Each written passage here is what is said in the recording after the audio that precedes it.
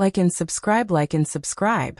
The locker room was quiet, just the faint echo of running water in the background as I sat on the bench tying my shoes. Practice had ended an hour ago, and I thought I was the last one there. My mind was scattered, caught between exhaustion and the lingering thoughts of how much my coach had been on my mind lately. I respected him, everyone did, but there was something different about the way he carried himself, something that drew me in more than I wanted to admit. When the door suddenly opened, I froze.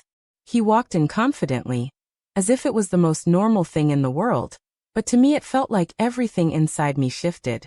I wasn't prepared for his eyes meeting mine so directly. For a moment neither of us spoke. It should have been awkward, yet somehow it wasn't. There was a weight in the silence, an awareness that neither of us could ignore. He gave a small nod, casual, but his presence filled the room.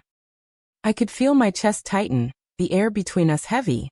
It was just a simple entrance, but the way it happened left me unsettled and strangely restless. He asked why I was still there so late.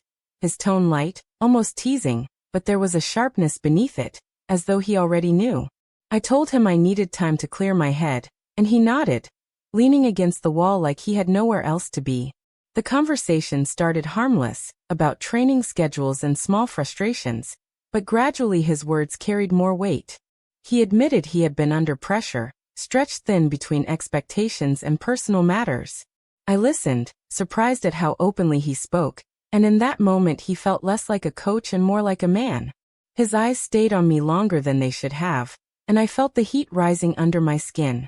When he laughed softly at something I said, the sound was warmer than it should have been, almost intimate. He moved closer, not in a deliberate way, but close enough that I noticed. Our shoulders nearly touched, and neither of us shifted. There was an unspoken electricity, the kind that makes silence louder than words.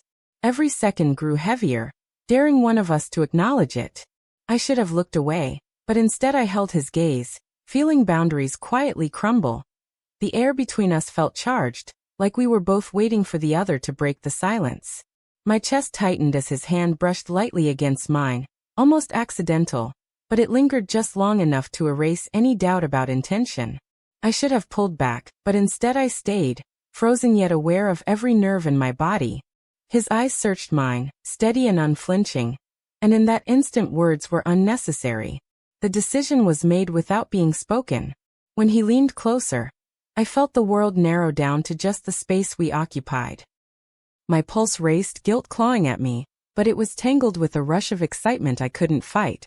The closeness shattered the line we both knew should have never been crossed.